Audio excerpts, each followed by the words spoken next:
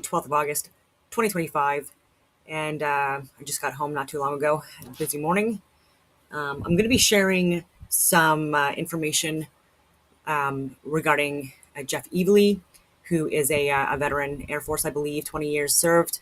And so thank you for your service. He's someone that has been speaking out publicly about COVID lockdowns, mandates, forced inoculations. He was at the Freedom Convoy as well. Even a couple of years ago, there was a fire ban in Nova Scotia, and he fought that in the courts and lost because he didn't have a bill, not a bill, in fact, he didn't have a charge against him, anyways, and a fine. My goodness, it took me 10 years to get there. And so this time during the fire ban that is in Nova Scotia, he called it in. I'm gonna let him speak. He was on Viva Fry, and so there's a lot of things. I wanted to start by saying there's a lot of things that I really profoundly respect about Jeff Evely, and a lot of things he's gotten right. And I'm being very respectful when I say this. I don't want to make it seem like I don't support a lot of the things he says, or just because I think he's incorrect in one area doesn't mean I'm going to throw the baby out with the bathwater and not support him, especially with these charges going through, these fines going through. And if he loses in court, then I'm absolutely going to donate. And I've done it before with the JCCF, etc. And so just regarding what's going on in Israel and Palestine, and the reason why I'm sharing this video is because I'm hoping that it might reach him and that he'd be open to discussing this, even if it's just over the phone or a meeting and not even a podcast or anything, because I do think that he is a smart guy, a critical thinker. And so there are just a few things that I would like to share with him just for him to consider. And my background, a lot of people that watch my channel, they already know it. I was 15 years in the infantry as an officer, including deployments to Afghanistan, including traveling all over the world, including being in the special forces, and much more. And then even after getting out, working with the highest levels of government, the one that was coordinating training and as an advisor also and consultant for global affairs, for DART, for the RCMP, CSIS, CBSA, etc., and doing executive protection for the highest levels of government, including the Prime Minister, including the heads of the Bank of Canada, the governor, and the SDG, and other contracts post-military career. And that's just to name a few things that I've done.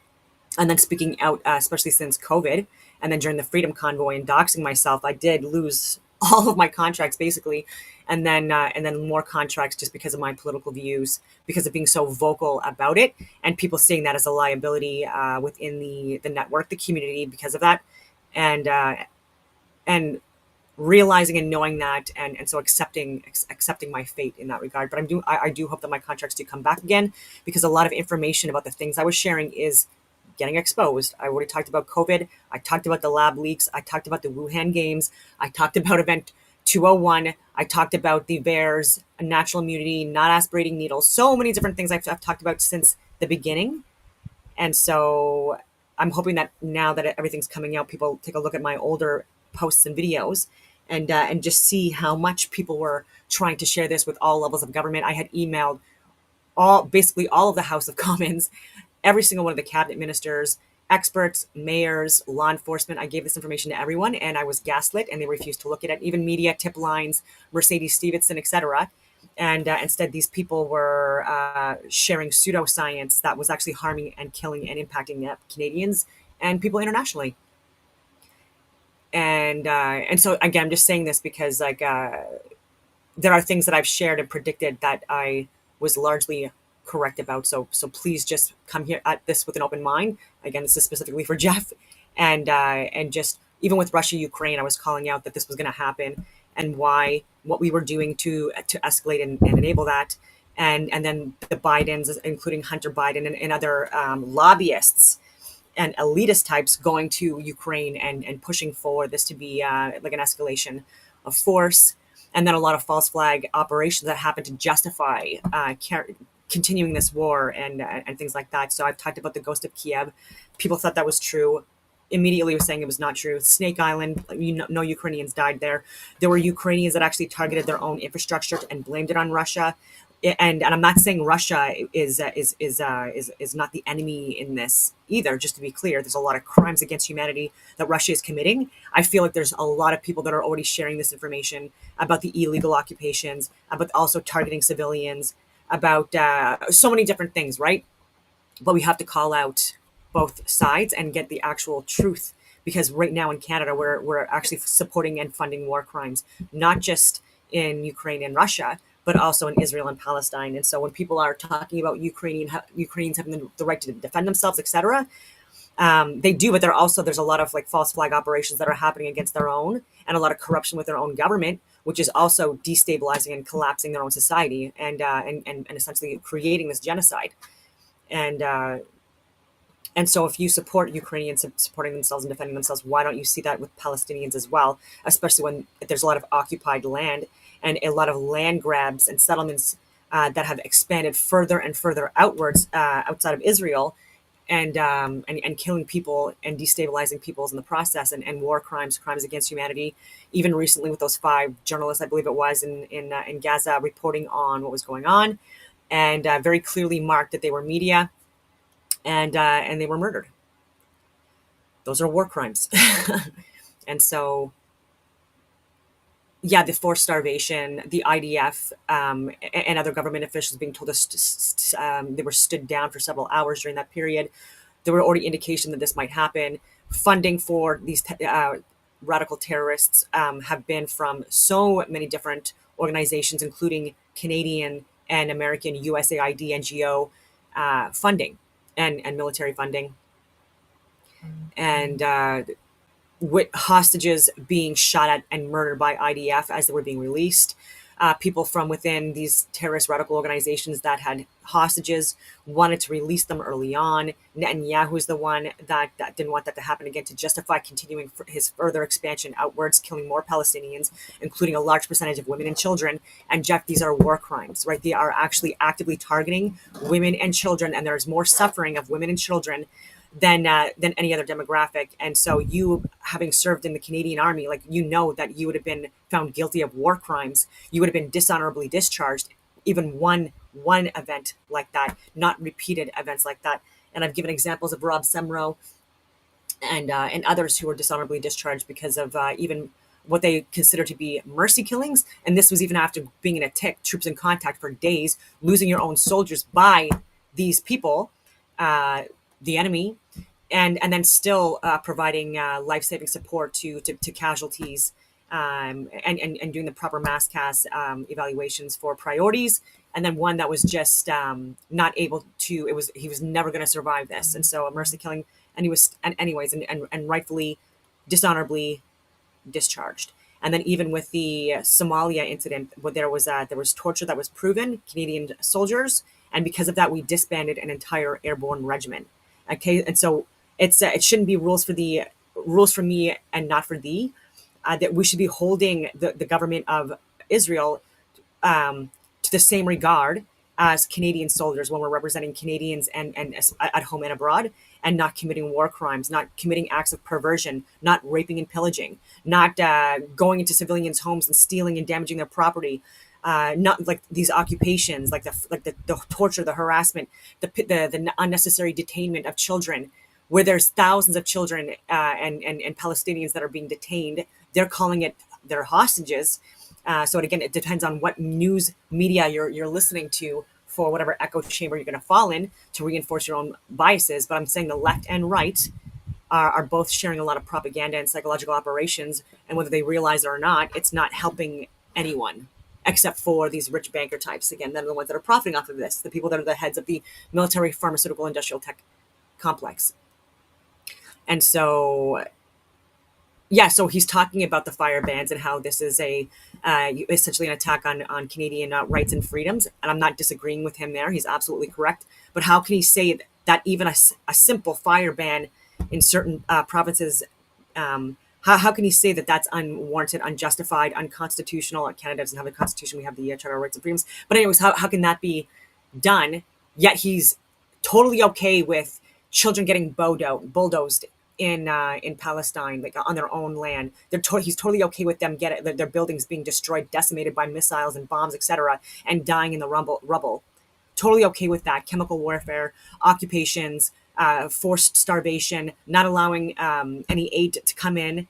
Now they're finally slowly starting to, but and so again, the people on the right, including Pierre, was all for supporting criminals within Israel. Again, it's not the whole country. Just like Canada, we have corrupted people within our government that are pushing a lot of bullshit that's destroying Canadian society. But it's not all of Canadians that are doing this, right? There's a lot of people here that are innocent bystanders, hostages, I guess, whatever you want to call it, to these morons, especially people that are working in cabinet and the experts they hire and the intelligence experts they hire in order to again conduct these sinister plans by the steering committees. Tangent over, but yes, Jeff. And that doesn't make me anti-Semitic. It doesn't make me anti-Jew. I've said that Palestinians are Semitic people as well, and I'm talking about secular Zionists, people that are totally okay with Israel occupying another region and committing crimes against humanity, including on women and children, and not like Israel of the Bible. And I've talked about ISIS, Ra-El. These terms were taken from Canaanite, Sumerian, Egyptian gods. The Isis being the moon god, Ra being the sun god, and El being the creator god, the creator of all the world. So I do believe there's a creator or great architect of the world who did create the sun and the moon, which these are symbolic representations of these beings. But anyways, Isis, Ra, El, which is basically talking about all of God's people. And then even the 12 tribes of Jacob. Jacob was renamed Israel twice in the Bible. And the 12 tribes, this also is connected to the 12 zodiac signs, or the Mazlot or the Mazrat in the sky, just like Jesus Christ is also a symbolic representation of the literal sun and the sun's travel path within the 12 signs within the zodiacal belt, these fixed stars. Anyway, so tangent over. So Israel of the Bible is the world, it's Earth, and not one geographical location that is continuing to further expand outwards and at the expense of innocent civilians. And I've said that between 70 and 90% of the infrastructure has been completely decimated. Okay, and I've shown you star forts and older cathedrals and beautiful buildings from the past that were using like electromagnetic materials and compositions with and designs within their infrastructure or within the building, and so we're just destroying so much history, and then people's, like over 90% of the people's being displaced. How would you like that if that was Canada or Ukraine or other areas of the world? Like this is, and they wouldn't even be able to do it without the funding of the U.S. and then other countries, because it adds up, such as Canada. And you've got Netanyahu, who lied to Congress in 2002 about weapons of mass destruction in Iraq, got us into the war in Afghanistan and Iraq, and again, where like a lot of civilian casualties were incurred. And we're supposed to be looking at BDA, battle damage assessments here, and looking at collateral damage. And again, like people are so friggin' messed up at the top. There's so many people that need to be fired and investigated. I'm talking about generals and the high level senior NCOs, chief warrant officers, etc., and investigated for allowing this to happen. And so when I talk about specific Zionists, because again, I've even said there's more Christian Zionists than there are Jewish Zionists, like Ted Cruz, for example. And but these people, again, it's like the Nazis of the World War II era. And I said what I said.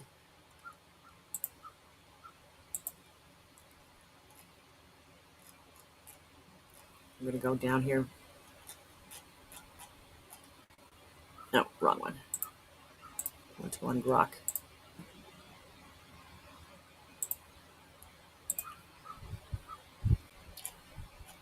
All right. I'm just going to go through a few things, and I'm sorry for people that already know this information because I've shared this for over 2 years now, or almost 2 years now.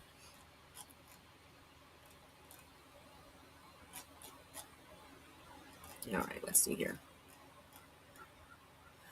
Okay, so examples of war crimes IDF has committed since 2023. I could go on to the Nakba of the 1940s. I could go on to what happened, during the Oslo Accords. I could talk about 2023, and again, IDF shooting on their own, killing their own Jewish Israelis, and the Hannibal Directive, using aircrafts, tanks, firearms. Anyways, since the start of the Israel-Hamas war on October 7th, 2023, and I've shared this before as well, but there are people that are Hamas which was it was democratically elected in 2006, that came to power in 2007. And I am not saying that there are not terrorists and radical extremists within Hamas. I've never said that, and I've said that they should be found guilty. Like anyone that's found guilty of crimes against humanity or war crimes, fully prosecute them to the full extent of the law. I've said that since day one, but I'll say there's different branches or organizations within Hamas. So there's, just like in the Canadian government, there's like education, there's transport, there's health, there's so many different departments, and then there's like a certain percentage that are also Hamas, but they're their military branch, right? And so I will say that, every country or every state has the right to have the capacity to defend themselves, and then even like law enforcement, police types, right? In order to police their own, um, there needs to be, again, like that, people that are upholding values of the society as well. So when you swear the oath in Canada to be a law enforcement officer, like, yeah, the expectation is that you're someone of morality, integrity, discipline, dedication, and that you will not commit crimes against humanity, and that you will follow the Charter of Rights and Freedoms and things like that, right? And so there are people that are trying that are in positions within the government that are trying to manage the like the area, the region, and they're being bombed all the friggin' time, and they're being murdered, and then their infrastructure is being destroyed, and they're being displaced. And so there's so many different reasons why they need to stop murdering Palestinians and stop expanding outward, and give them back their land, the agreed upon land, pre 1967, but post 1945, again, because like it is what it is right now. Anyway, I'm going on all these tangents. But Hamas, like, even if they need to like name it something else and have like new people within government, you still need to have an operating government there, and so that they can manage themselves, so that they don't need to be managed by other people, right? Just like Canada, I wouldn't want the World Economic Forum or the World Health Organization, which is what we're friggin' doing. I wouldn't want them to be the ones that are running Canada. I believe that this wholeheartedly needs to be internal, like the people within our own nation, Canadians, making the decisions for our country, not some international organization like the EU as well. Like, no fucking way. Sorry for swearing, unnecessary. Okay, so IDF have been accused of committing war crimes in Gaza by international organizations, human rights groups, and legal bodies. These accusations include indiscriminate attacks, forced displacement, and mistreatment of detainees. Below, I provide examples from diverse sources, including UN reports, human rights organizations, and media, while also noting Israel's defenses and counter-accusations against Hamas. Note that while some allegations have led to ICC arrest warrants requests, example for Israel Prime Minister Benjamin Netanyahu, okay, jail, no convictions have occurred as of August 12th, 2025. Investigations are ongoing, which again is another reason why Benjamin Netanyahu, this war criminal, he doesn't want this to end, because then he's going to jail. Or he's just going to flee or get some kind of an agreement with Trump. Oh my God. Oh my God.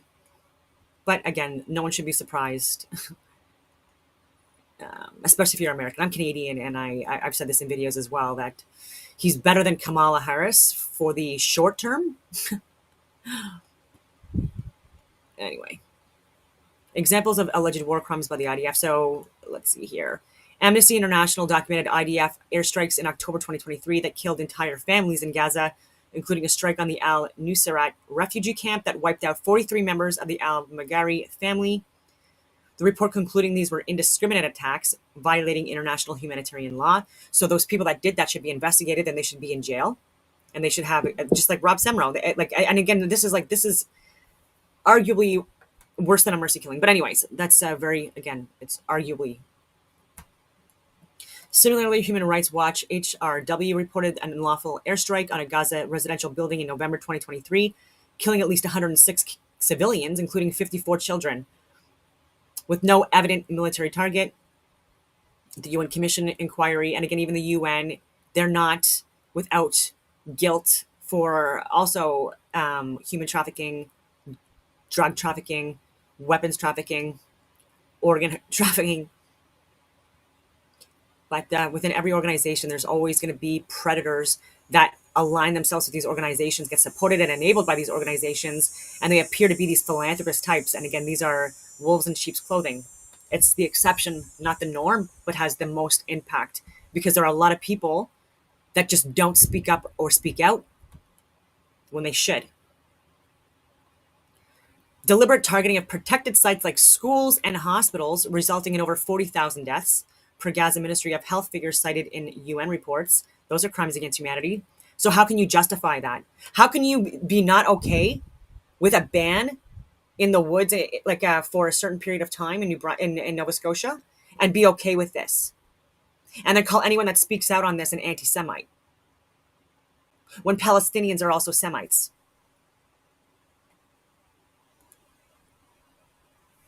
Mistreatment of detainees and hostages, including their own.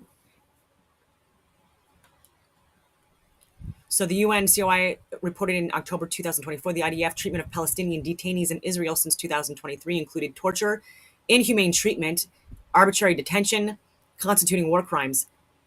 This includes allegations of sexual violence and denial of medical care.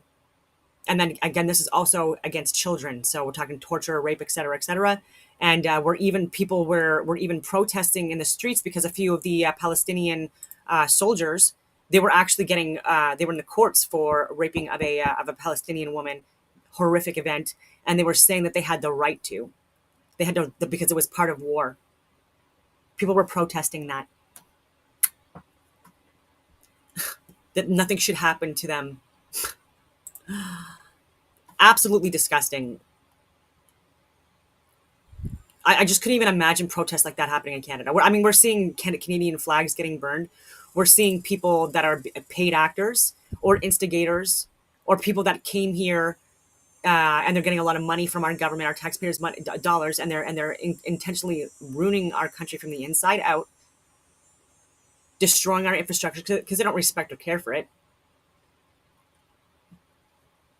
So again, these Palestinian protests, what we're calling Palestinian protests, I have also condemned those as well, right from the beginning. And the support of our law enforcement, giving them coffee and donuts when they're actually on Highway 401, Toronto, the busiest highway in the world, last I checked. No, that's okay, but not in Ottawa. And burning of the flags and damaging a lot of property. Again, you didn't see this at the Freedom Convoy.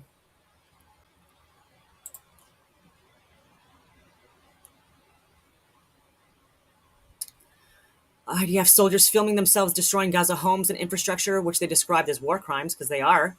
So, investigative unit in April, just a few months ago, I was sharing that since day one, where they're going into people's homes. Can you imagine someone going into your home after you had to flee your fucking home, and they're wearing your wife's underwear, and they're taking photos of it. They're wearing your daughter's underwear and their dresses, their gowns. They're breaking your wedding. They're destroying your wedding pictures. They're stealing your wedding rings, your jewelry, your belongings, not the things. I'm talking about the things of value, like that are value. There's no price tag on them. They're priceless. Mementos, things that bring you good memories. It's a joke, and the more perversion that you accept within government, the more woke DEI that's accepted. And again, well, I'll talk about Christians after this, because I have it in here. I just don't want to get off track too much. Starvation methods as warfare, blocking aid convoys and destroying agricultural land, leading to famine conditions in northern Gaza by mid-2024. And we're just talking about it now. And again, their water supply, their electricity.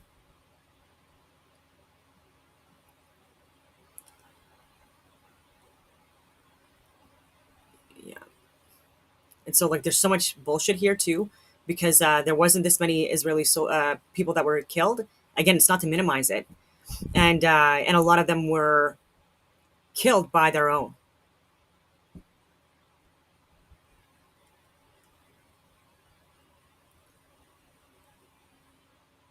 Yeah, it's complex, very complex. Okay, so Oslo Accords. I just wanted to share that. Oslo Accords represent a series of interim peace agreements between Israel and the Palestinian Liberation Organization aimed at resolving the Israeli-Palestinian conflict. Signed in the 1990s, these accords marked a significant, though ultimately limited, step towards a two-state solution. And Palestinians and Hamas, they are recognizing a two-state solution. And people should be looking at the 2017 charter, not the one from 1988, which people love to reference, even though it's been fully updated and does not call for war crimes and crimes against Israeli Jewish people like people are alleging it does. People need to look at them. I already shared that, like, this information in previous videos. Okay, so September 13th, 1993 in Washington, D.C., following secret negotiations in Oslo, Norway. Key provisions recognize the PLO as the legitimate representative of the Palestinian people, established the PA to govern parts of the West Bank and Gaza Strip, outlined a 5-year interim self-governance period with mutual recognition between Israel and the PLO. Israel Prime Minister Yitzhak Rabin and PLO Chairman Yasser Arafat with U.S. President Bill Clinton as a witness. Bill Clinton is a criminal, also should be in jail for treason. Okay, so 1995 in Taba, Egypt. The Accords initiated the Oslo process, aiming for peace treaty based on UN resolutions 242 and 338, with a two-state solution as the long-term goal, still is. Preceding events, the Accords followed the 1987-1993 First Intifada and the 1991 Madrid Conference, which opened dialogue between Israel and the Arab states. The secret Oslo talks facilitated by Norwegian diplomats bypassed public statements.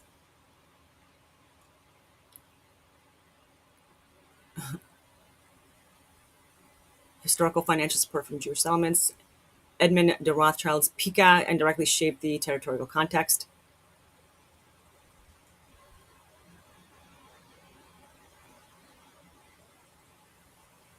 Assassination of Rabin. Israeli Prime Minister Yitzhak Rabin was assassinated on November 4th, 1995 by Yigal Amir. Again, look into that. Right-wing extremists opposed the Accords, halting momentum. Look into that. Established the PA, enabling limited Palestinian self-governance in parts of the West Bank and Gaza. People need time in order to establish themselves.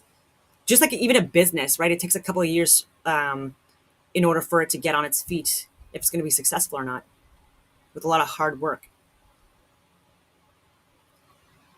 Okay. Israel's actions in Gaza, forced displacement and infrastructure destruction violate the Accord spirit.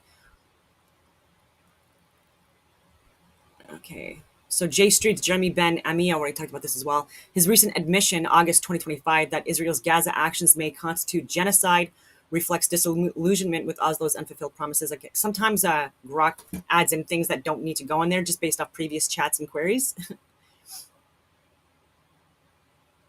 Stark strategic blunder. Connection to prior queries about Zionism and Rothschilds. The Accords built on Zionist goals supported by the Rothschilds. Balfour Declaration, that was 1917, but their failure reflects ongoing land disputes erased, IDF war crimes, allegations since 2023, indiscriminate attacks, contrast with Oslo's peace intent, highlighting its breakdown. I was asking about the cosmic egg as well. Nothing to do with this. All right. Okay, so territorial status, June 5th, 1967. The pre-Six-Day War context.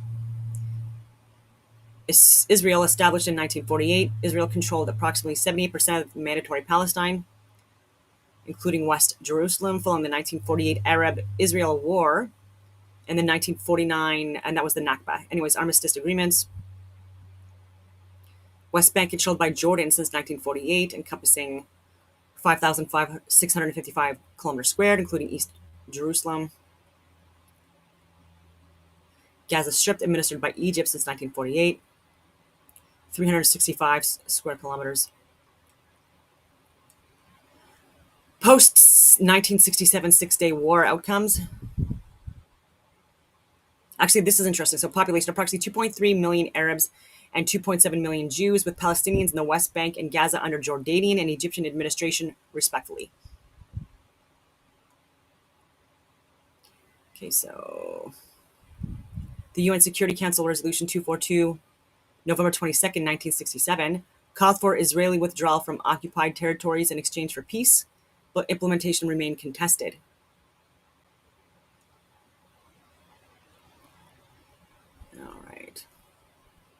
Territorial expansion. Israel occupied but did not annex the West Bank, Gaza, Golan, and Sinai in 1967. 2025, annexed East Jerusalem and Golan Heights, controls Area C and blockades Gaza with settlements, reducing Palestinian land contiguity. Population and displacement. 1967 pre-war Palestinian control under Jordan, Egypt, post-war displacement. Increased Israeli settlers, 450,000 plus in the West Bank, with Palestinians confined to fragmented enclaves, 2025. We've got the West Bank and Gaza being separated for obvious reasons. Legal status. Occupation persists with international condemnation. ICC investigations into settlement legality.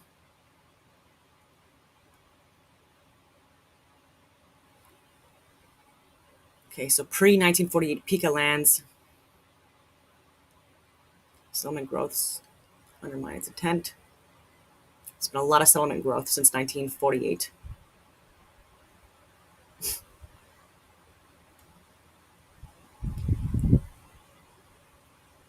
Okay, so the 1967 map marked a significant expansion of Israeli control, especially again since like 1948. While the 2025 map shows entrenched occupation settlements and conflict zones, reducing Palestinian territorial integrity. So the same thing that's happening in Ukraine. Everyone's pro-Ukraine for fighting against it, even though there's a lot of fraud. Again, this is a proxy war, but they're not okay with it on this side. I don't understand. Nakba 1948. So it refers to the mass displacement and dispossession of Palestinians during the 1948 Arab-Israeli War, a pivotal event in the Israeli-Palestinian conflict. So mandatory Palestine under British administration since 1920 was a multi-ethnic society with approximately 1.2 million Arabs and 600,000 Jews by 1947, per British census data. Okay, so the UN Resolution 181 proposed dividing Palestine into Jewish and Arab states, allocating 56% of the land to the Jewish state, despite Jews owning less than 7% and comprising a third of the population. The Arab leadership rejected it, Jewish leaders accepted it, obviously. Just like with Canada and the US. The US would probably propose Canada as being the 51st state. So even if we rejected it, like what's going to happen there, right? Can America be justified to do to Canada what Israel's doing to Palestine, or what Russia's doing to Ukraine? Despite the fact that the Soviet Union only collapsed in 91. So Ukrainians are less justified, I would say, than Canadians, since even my family has hundreds of years, multiple generations here in Canada.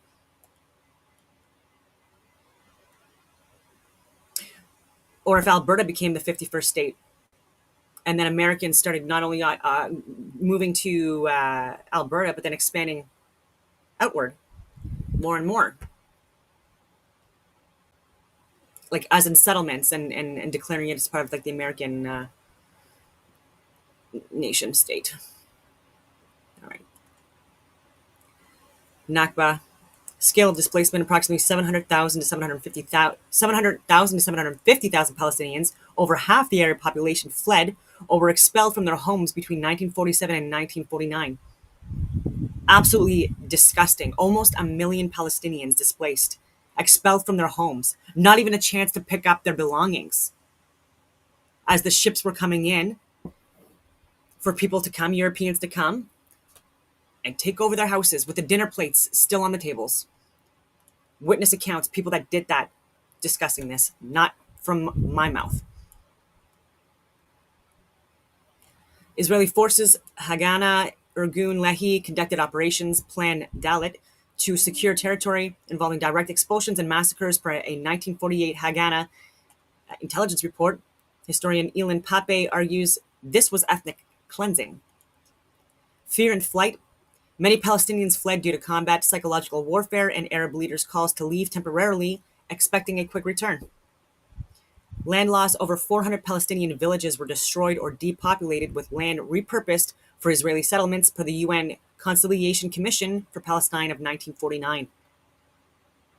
This is not from hundreds of years ago. People are asking for reparations for things that happened hundreds of years ago.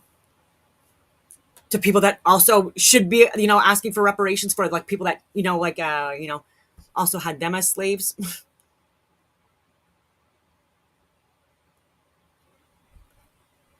Within our lifetime. All right.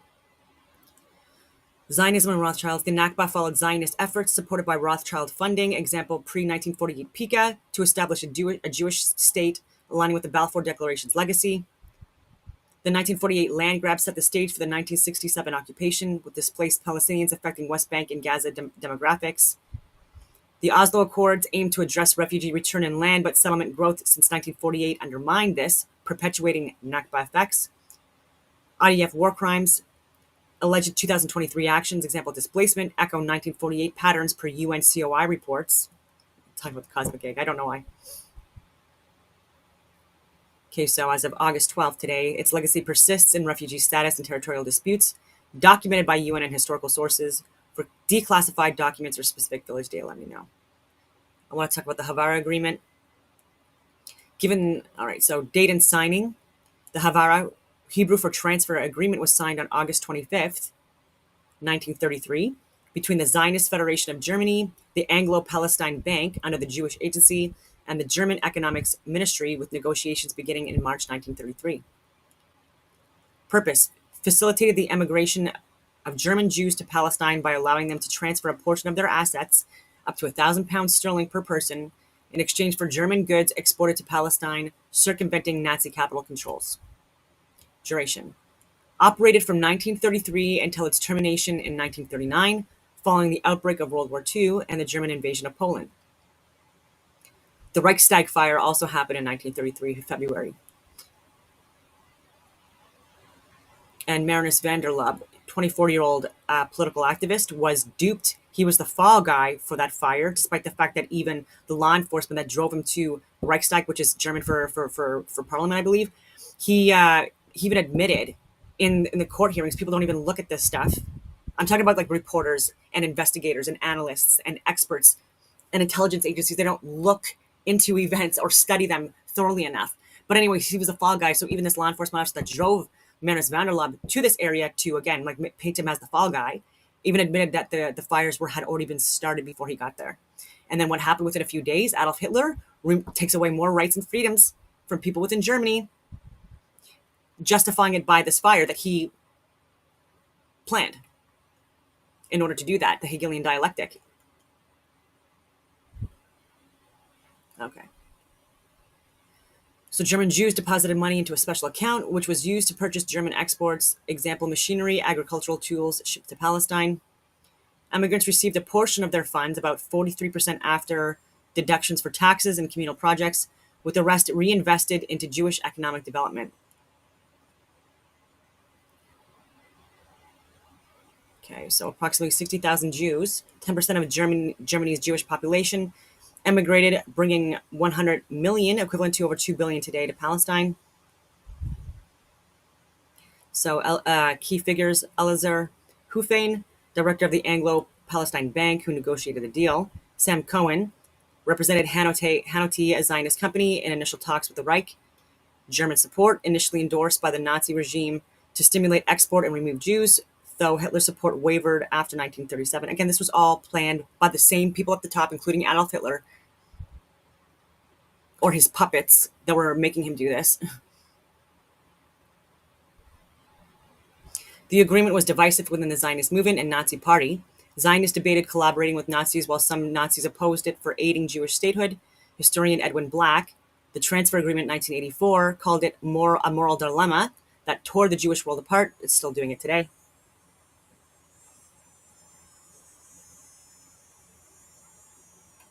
Yeah.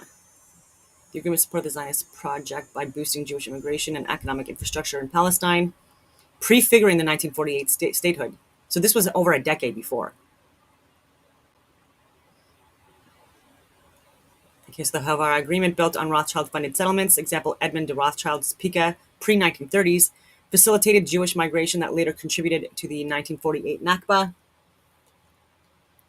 Influx of 60,000 Jews via Havara increased pressure on Palestinian land, contributing to the 700,000 displaced during the 1948 war. These were all rich people that were able to, again, this is what's happening in Canada. And since COVID, There have been so many Canadians, even people I know personally, that were upper class to middle upper class, and they left Canada, and they are thriving. They are thriving. They're in the U.S., multiple different states within the U.S. They're in Mexico, believe it or not, Costa Rica,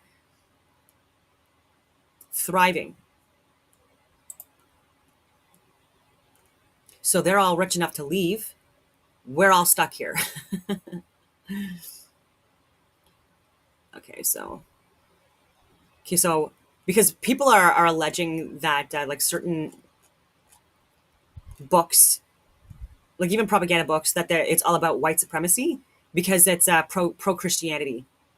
And so when people are talking about Christianity, I just want to say, like I just want to do a breakdown here: white versus non-white Christians worldwide, because there are Christians in Africa, there's Christians in the Philippines, there's Christians in China, there's just literally all over the friggin' world, and and it's actually getting reduced in numbers in the Americas, especially North America and Europe. So as of 2025, the global Christian population is estimated at approximately 2.5 billion people, representing about 31% of the world's population of 8 billion. And again, I believe it's much less than that, much less. Okay, so Christianity has become increasingly diverse. There's like less and less Christians around the world, especially in Canada. And there's an attack on Christians, attack on our churches, attack on Christian people or people that believe in God. We have a lot more atheists, especially working within government, with even La Plante, or whatever her name is, the friggin' one of the mayors of Montreal. She gave a fine to a Christian singer to sing at a church, which is totally okay. But like did a fine there, didn't even go to like see it or listen to it, but also like being involved in the Pride parade. So like you could see just by where they're moving, as to like where their values reside and what they care for and what they are against. So she didn't have to show up at the Christian gospel music event, but she also didn't have to make it stop. She also didn't have to charge him and condemn him. So I will say that within our government at the highest levels, there are people that are very anti-God and anti-Christian.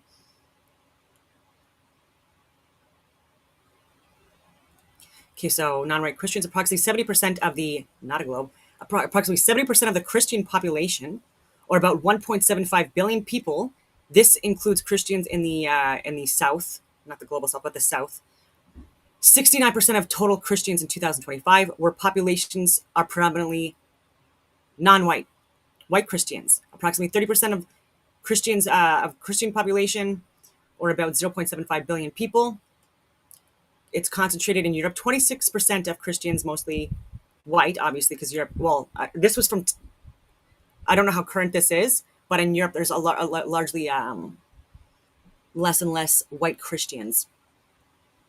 Same thing for Canada and the U.S., and it's going to continue that trend for many years, maybe forever, because of our birth rates within certain demographics and populations. Anyways, this group is concentrated in Europe.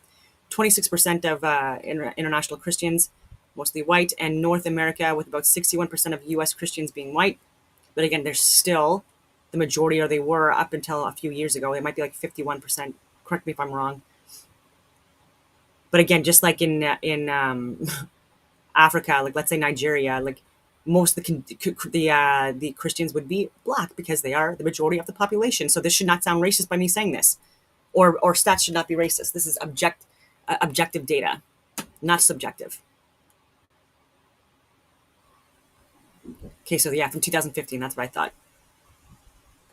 So it might be less than this as well. But anyways, like anywhere between 68 and 70% of Christians are non-white. So anyone that's talking about people that are Christians, like talking about certain other religions that are not compatible with our religion, that doesn't make us white supremacists. Like it makes no sense that people do the same thing with Christians, right? Oh, if you're a Christian or white supremacist, are you freaking? It's just so exhausting to me. And then if you talk about Israel or you talk about Netanyahu, you're somehow an anti-Semite, even though Palestinians are Semites too. Like it's just, I wish people would hear themselves. And there's no ego in this. I'm not here like, oh, I'm so smart and everyone else is so dumb. Oh my God. Not at all. Not at all. Like just for the people that are paid way more than I've ever been paid to know this stuff, so that they can implement appropriate policies and measures and bills and reinforce proper um, direction. Like they should know, like these specific people should know this. And I've offered my input countless times for free, not for money. And this is why I think that there's way more people that need to speak out on what's going on, more whistleblowers. I mean, because you're not going to get this from politicians. You're not going to get this from experts, consultants. You're not going to get this from Elon Musk or Peter Thiel or Alex Karp or Pierre Poilievre or Justin Trudeau or Mark Carney or Melanie Joly or the head of the RCMP or the head of the military, the CDS. You're definitely not going to get it from Jenny Carignan, who's a literal DEI disaster hire, destroying the military, the ethos, the values, the morals, the merit-based promotions. I haven't even got to the interview yet. Anyway, so again, I'm going to reinforce this is absolutely not to discredit Jeff Evely, because again, who am I? It's just he goes on about this topic of Israel, and then he's kind of like slamming Diagolon and Jeremy McKenzie a little bit, not too much in this interview. He was asked though in his defense, and because of his views on what's going on in Israel and Palestine. So like eating our own, especially when Jeff Evely has so much influence right now. There are so many people that are watching his content, and so this is why I'm talking about this. I'm never going to get as many views as him, or the amount of publicity. But again, like more people need to at least be willing to address things that he says that are incorrect when he has such a profound amount of influence. And I grew up here in Cape Breton Island, the home of my heart, in Nova Scotia. I joined the military when I was 22 as an electronics specialist. September, in fact, so I missed the vaccine mandate announcement for the Canadian Armed Forces by about 3 weeks. The day I took possession of my retirement home in Cape Breton was 1 November 2021. That was the same date that vaccine passports came into effect. I bought my house crawling distance from the local Legion. I was refused service there. When you met me, I would have been wearing a red hat at the time. It said, "Lest we forget," and I took a permanent marker and crossed out the "lest," because that's how I feel. I feel like we forget that these rights and freedoms that are clearly being taken for granted and being used for toilet paper by our elected officials and our senior bureaucrats, these are the legacy of the fallen, and lest we forget that we all have a sacred civic duty to safeguard that inheritance for generations to come.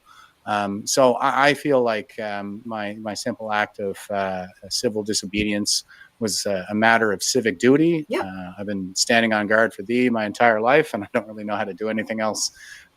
So yeah, that's what I was trying to do. I think we have an issue of principle here. It really comes down to principles over politics at this point, because I just find, like I said, the way that these rights and these freedoms have been trounced, given that... See, principles over politics. Principles over politics. And so follow this advice. So many people have given their lives for them. I find that to be an egregious affront to veteran dignity and to human dignity more broadly. You were born and raised on Cape Breton Island? Yes, sir. I think I need to show some pictures for people to appreciate. I did a road trip there with my wife like 20 years ago. One of the most beautiful places on earth. What did your parents do, if I may ask? My mother was a physiotherapist. My father had a few different jobs around town, kind of office work, that sort of thing. The road across Cape Breton, it's glorious. It's a little island. It is in fact an island off of we could see it right here. Unlike Newfoundland, which is an archipelago. Okay, interesting. We call Newfoundland the Rock because what's the difference between an island and an archipelago? An archipelago is a series of islands, there's Fogo Island in Newfoundland, and when you get off the ferry, it says "Welcome to Newfoundland," whereas it is the island of Cape Breton. It is a beautiful place. It's small. What was the population of the town that you were from? It's about 35,000. I'm from Sydney. Okay, so okay, that's big enough. And now you went into the army in 2001. You said Air Force. Air Force, and you served from 2009 active duty to 2019, give or take. 2001 until 2021. I did a full 20-year Jeez career. Louise. What is that? I mean, I don't know how you summarize a 20-year experience in service, if you can. I mean, what is that like? What did you see? What was what type of what In the situation more so than anything. That was actually my first lesson in Afghanistan, was that humor is a coping strategy for humans. And you want to hear the things that fly out of soldiers' mouths in a war zone. It gets pretty dark. And I even knew a few guys that had some issues when they came back to Canada, and they're reflecting on their experience and wondering, who that monster was speaking through their mouths. And I was like, you're not a monster. You're just a human. Like, you did what you had to do to get through it with your psyche intact. And, jokes don't do any harm. So it's a net benefit to you. It's a net good. And that's the way that I try to approach what I'm doing now. I mean, I do think that we're in a war. It's not a shooting war, but it's kind of like the new face of war. And so I always advise everybody that you should stay frosty, keep a level head in these situations. It's a line that I take from the movie Generation Kill. And it's very true. Like, it's not the hotheads that win wars. Okay. It's the cool and collected types, the pros, and that's how I try to approach this, was like a professional. And in my experience, what I try to tell people, this is like, there's two things you got to remember when you're going to war. Number one, you can't take it personally. If you take it personally, you're not going to last. You're going to burn out, right? You're going to crash and burn. And number two, you're not going to save all the children. We are going. There's orders just because they're following orders. I'm having, admittedly, the orders are not the same, and so to that extent, the comparison fails.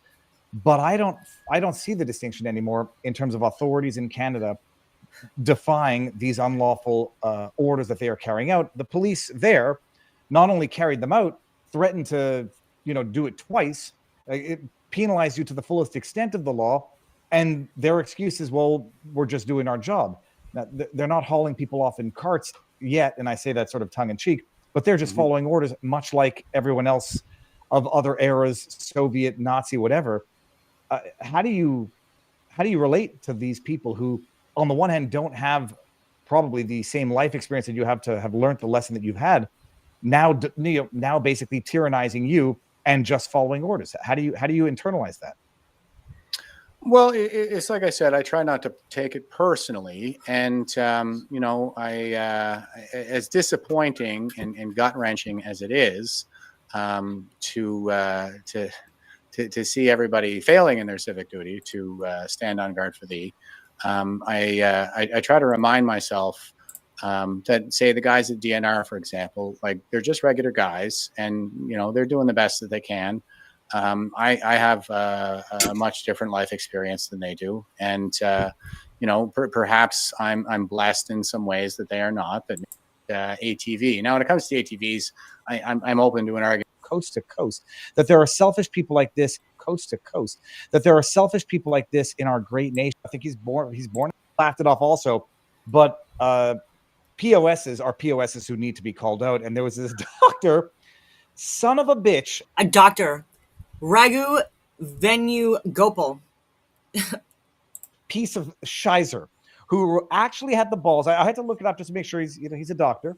I think he's born in Halifax, apparently. Yeah. Who has the balls to write, "I apologize to every single firefighter in Canada who left their family and put their life on the line as our nation burns from coast to coast. That there are selfish people like this in our great nation. The rest of us respect your sacrifice." This is the arrogance and pomposity of maybe he served and maybe he didn't know you served. The pomposity. I replied to him. Did you see my reply? No, I'm going to go look it up now. What did you say? If you can paraphrase. I think you're better off maybe reading it, because hold on. Yeah. Hold on. I'll get it here easily. Let me see this. It's. I mean, Toronto. I don't take anything personally either, but there's a level of arrogance in these bootlickers. Let me see Yes. here.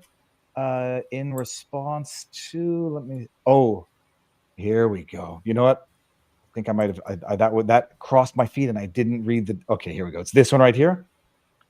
I apologize to every single veteran in Canada who left their family and put their life on the line for our nation and the rights and freedoms now trounced for which it once stood. That there are selfish people like this in our once great nation. For them, all that stuff about human rights, fundamental freedoms, rule of law, etc., are just fairy tales that they tell young people to get them into flag-draped coffins. The rest of us respect your sacrifice. Marty up north is in the house. I've had him on what I have noticed is that the people who are the most vocal supporters of the tyranny are, I say big, I'm not saying like big city versus small city, Ottawa, Toronto, people who don't have access to the nature that's being denied of the Maritimes, B, government workers and therefore government bootlickers or propagandists for the CTV or CBC. Those are the ones who are the most vocal. Now, you are in Nova Scotia, but I mean, I'm now in Florida looking up at Canada. My impression is that far too many Canadians support this. What is it like on the ground where you are? Well, I'll say, first of all, that was my impression while I was down in Florida as well. Seeing my own country through the looking glass, I was like, we got a lot of work to do. Just during my time there, and I'm sorry, I think I may have trailed off a bit there, Viva. Could you repeat that question? Oh no, it's just what is the sentiment in Canada? Like, are people are more people than I think, or as many people as I think actually supporting this, or are more people than I think opposing it, but just don't have the means to make it vocal? It's pretty tough to take that temperature at this stage. Just anecdotally, from where I'm sitting, I'm receiving a lot more support than I am hate. There seems to be an awful lot of interest in this. I did do an interview with CTV National earlier today, so that should be on later. I've spoken to other mainstream, like CBC has reached out, Global has reached out. I'm doing interviews with all of them. Not because I respect them, but we need to heal the divide at some point. And we got to break into that blue pill echo chamber as well. That's the only way our voices are going to be heard. So, I think I've tried to stand on principle. Now, I spoke to some radio host in Toronto first thing this morning, he really kind of piqued my ire when I started making it a matter of human dignity and veteran dignity in particular. And he was like, "Oh, I don't think all those people died, so you could go for a walk in the woods." And I was like, who the hell are you to tell me what I signed up to serve? But just that same smug arrogance that we see, so typically in the people who support these things. So it's a bit of a mixed bag, but that was really the only negative interaction, and it wasn't even that negative that I had in dealing with any of the media, and I have engaged so far. I'm losing track, but with several mainstream outlets like Chronicle Herald in Halifax, CTV in National, Global in Halifax, and so they are reaching out. They are taking interest, and if I play my cards right, then we might see some progress on this front. Well, I mean, have you seen? Not to be too cynical, but I'm not yet there, but I probably need to be. Have you seen the final product of what CTV in particular put out by way of the interview, or? No. And let me ask you another question. Are you recording it on your end just in case it's a total bastardization of what you said? No. Okay, so there's only so much you can do to protect against the scoundrelness, but mainstream, or I say legacy media in Canada is paying attention, but we have yet to see how they ultimately put the report together. Are you just a rogue People's Party of Canada far right? Are you a member of Diagolon, Jeff? Negative. Those guys hate my guts. Those guys troll me more than anybody. May I ask why? As a ring-bearing member of, I'm not a ring-bearing member of Diagolon. Someone sent me this in the mail, but I'm friends with Jeremy, and I'm friends with. I mean, I don't think I have my enemies are in the government, not in the military, but I have nothing. Jeremy McKenzie, even after all of this, this Raghu Venugopal MD, who I'm also commenting on his disgusting post, But anyways, Jeremy McKenzie also had Jeff's back and made a good response back to this Ragu guy. So no, I don't know if you've seen this or not, but it's good that he's not allowing this to impact his like assisting him too. I mean, set aside, but why would they have issues with you? Well, because I don't subscribe to their narrative around the Jews, it really kind of came to a head with me and the PPC. Like I had kind of distanced myself from Diagolon quite a while prior to really ramping up my involvement with the PPC, but I saw a lot of the same anti-Jewish propaganda is what it is. Like I recognize it for what it is. It's like the Protocols of the Elders of Zion was cooked up by Russian secret police, for crying out loud. And I tried to do some education behind the scenes, but I just get attacked because they're woke and they form an outrage mob, and then go for the torches and pitchforks and come after me online. And so there was all this drama around that, and I've taken a position on the woke right, which by the way, there's no such thing as the woke right. It's just a bunch of snowflake millennials who self-identify. Now you're gonna get Jeremy. What's his name? Lindsay. What's his first name? Oh, what's Lindsay? James Lindsay. James. Now you're gonna get James Lindsay on your case, hating youth. There's a woke right. Everybody who's coming around. I've shared my my ideas with him, and I have seen there's probably about a 3-month lag, but he seems to be coming around. And I think that a lot of people are politically homeless.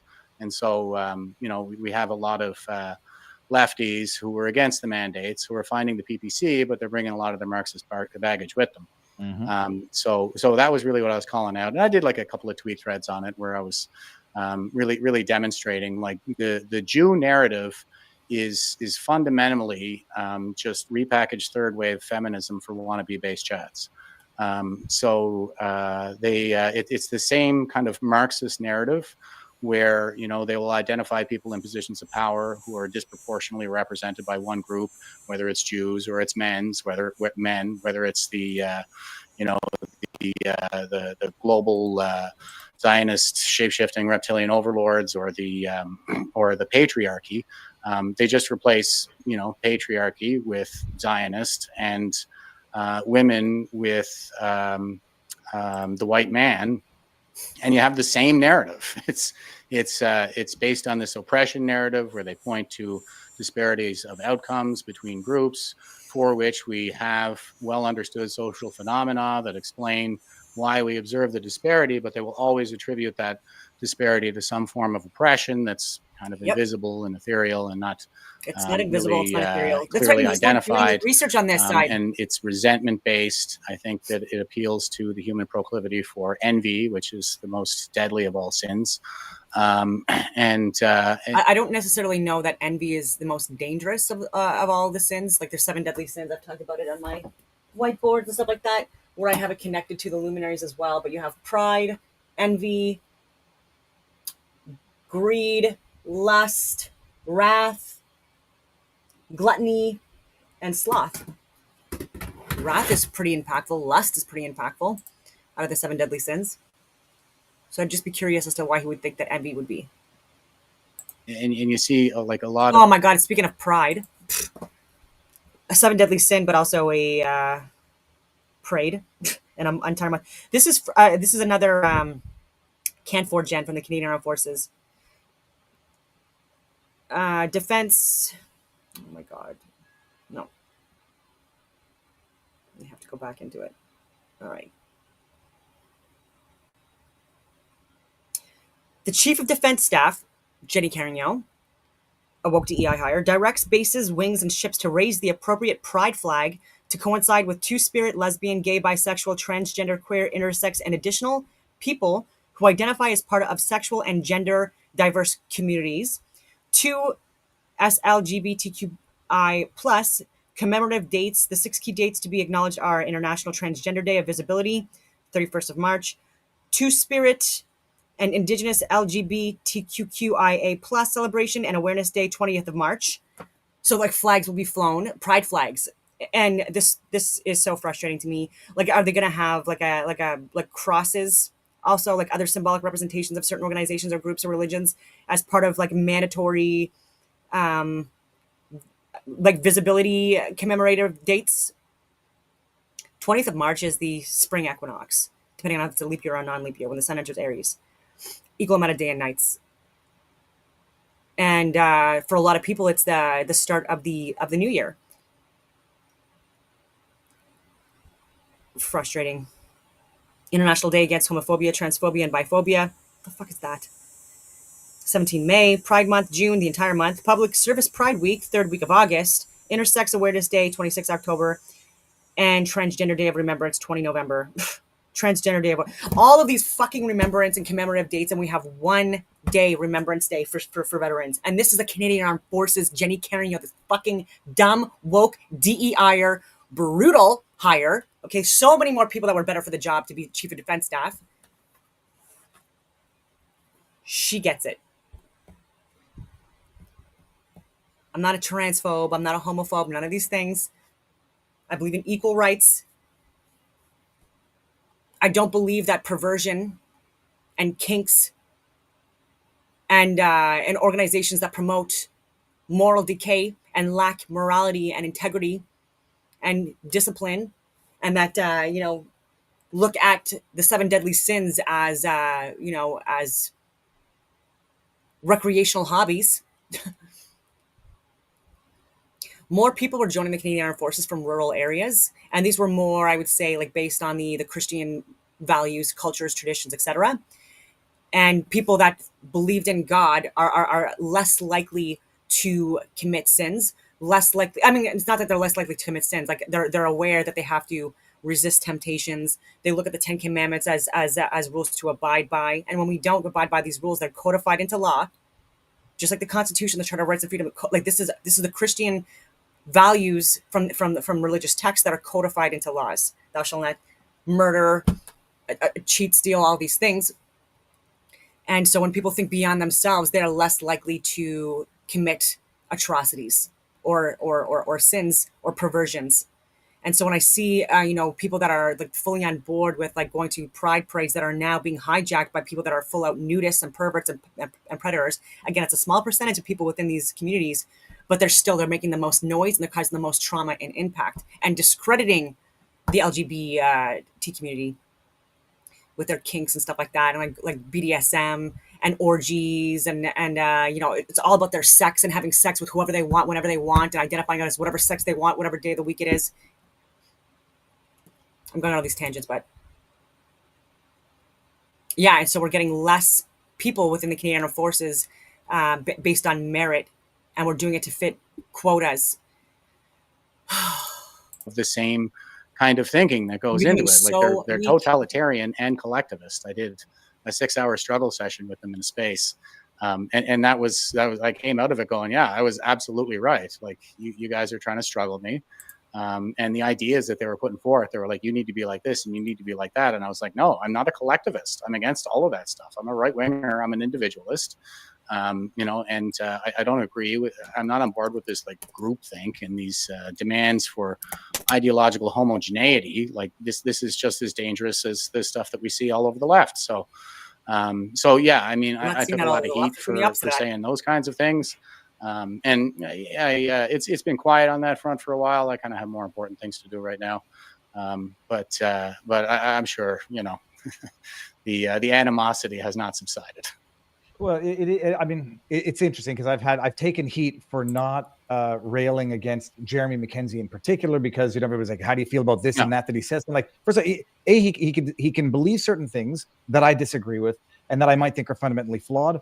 And my ultimate bottom line is I don't think if you're trying to win them over, and I say them, if you're trying to convince someone that they're wrong, the way you don't do it is by telling them they can't say it. And so I take flack for entertaining the discussion, or at least, not telling people to shut up. You can't say these anti-Semitic things. Yep. And then I am also, say, maybe to a flaw, not sympathetic, but I understand where people come to erroneous conclusions based on statistical overrepresentation that you can't blame people for coming to. And then the question is, how do you get past that? And I found that, debanking is not the best way to do it. But set that aside. I don't want to get into the fight between you and Diagolon. And I made a joke that someone might have said. It's not really a direct fight like that. And nobody's ever really asked me about. Diagolon it's before, and I didn't say Diagolon in particular. I was just talking. I'll say, yeah, because at this point, I don't want this to seem like it's not lost on me. Religious people have no trouble murdering. These are religious extremists, and I totally agree with you. And so we look at my goodness, so many different examples of that throughout history, of in all religions, right? And so in Islam, in Christianity, and you name it. But these people that are interpreting their religious texts literally and not allegorically, because they're based on truth, not facts. These are the people that are misinterpreting these, or getting the misinterpretations from leaders who are lying to them. So even the Schofield Bible, this is more of like a Judeo-Christian Bible, where it's pushing less Christian culture, ideologies, and values than in previous eras, and by design as well. And so where's it going with this? Oh yeah, and so people that believe that their religion and their God is superior to like another religion's ideologies or God, and they can justify it within their texts, like, oh yeah, like you can murder the infidels or the goyim or this or that because they're not like us, or they don't believe in the belief systems that we believe in. Like, this is all disgusting to me as well. So I've been, like, even 40 years ago on the record, I was saying that the response to this far left woke ideology, like communism, socialism, is not the extreme far right, which is often ecclesiastical. So we can't go down that road either, because we know how that goes as well, right? And so we have people that are more progressive Christians in Canada and the US than there have been in recorded history, arguably, and in some places in Europe, but that's slowly decaying. And but yeah, no, we can't, like the left and right communism, and which removes the religion aspect of it, and then like the far right ecclesiastic are very dangerous.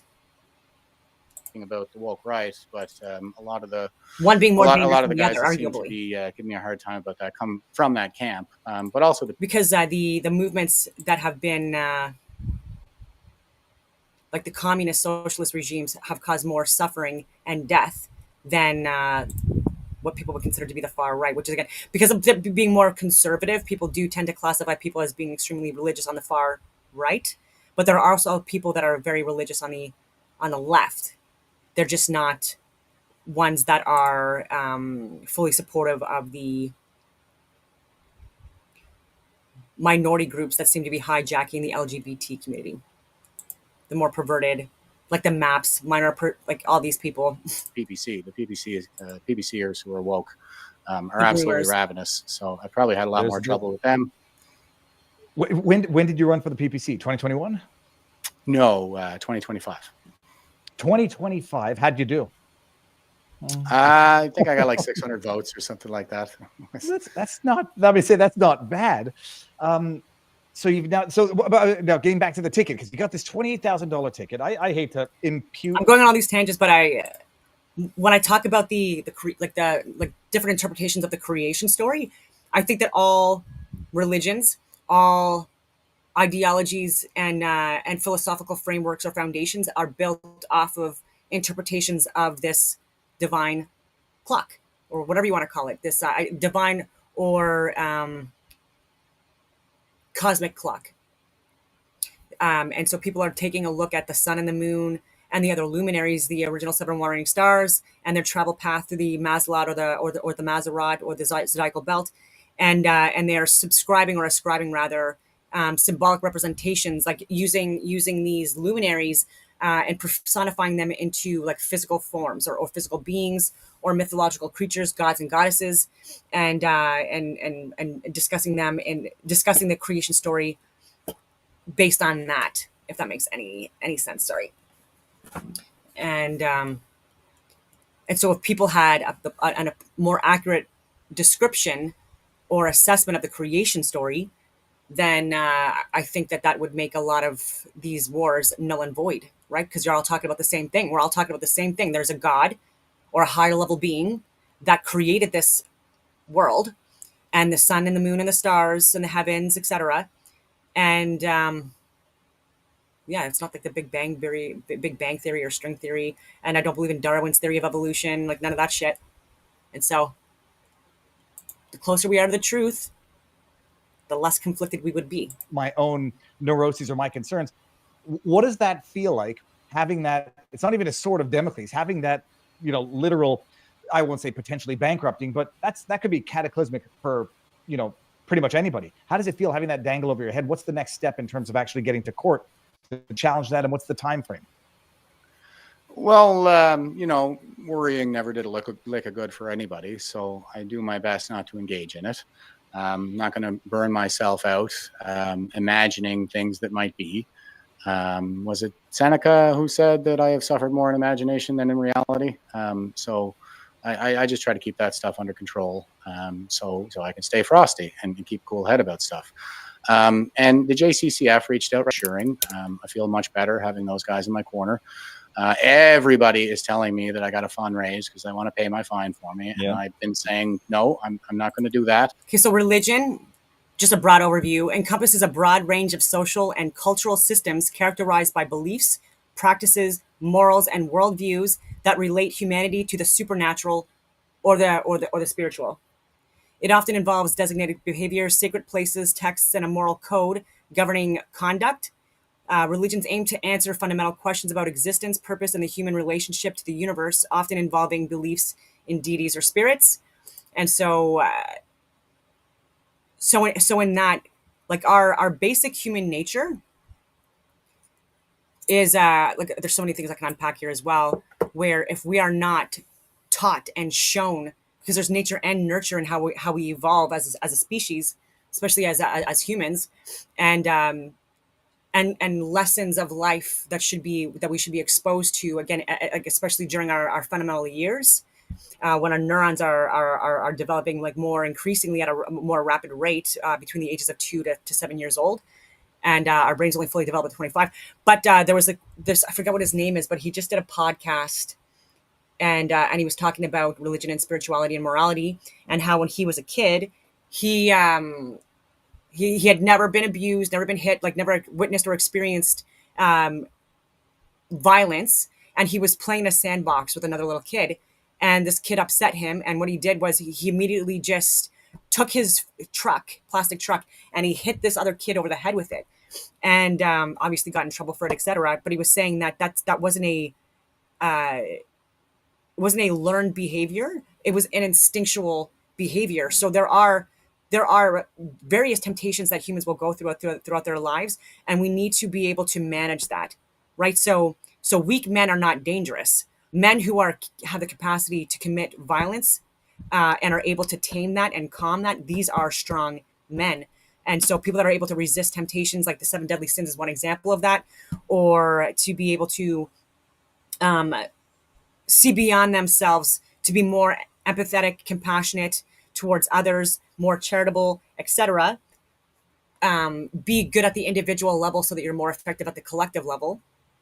Then again, some of these are learned behaviors, that they're not naturally ingrained into us. And so if you're taught through your religion or through different like philosophical or ideological frameworks that like killing is okay, that raping is okay, that murdering animals is okay, or torturing animals is okay, then like if you're being developed with that being the narrative, then this is like very, very difficult, if not impossible, in order to remedy or rectify these behaviors. And so this is why grooming or indoctrinating or training children at a very young age, in their formative years, just like Piaget's stages of development, it's very hard to undo that damage, right? So like people that live in areas where there's more trauma, there's more violence, etc. These are areas where I would say their cognitive abilities are being impacted, and their emotional and their physiological capacities are being impacted because they're more in fight or flight. And so that also, like, it makes it where you're not thinking with your executive functioning skills. This is not rational thought. And anyways, I can go on from there, but there are behaviors that need to be learned, and codes that need to be learned and developed and evolved. And this needs to start in childhood, and it needs to be correct, right? None of this brainwashing indoctrination that one religion is better than the other. or that one religion or group of people, you know, is worthy of death because they're not following by the same like morality that we are. None of that stuff. And so I will reiterate that I've said as well that I don't bribe. These are all just like different.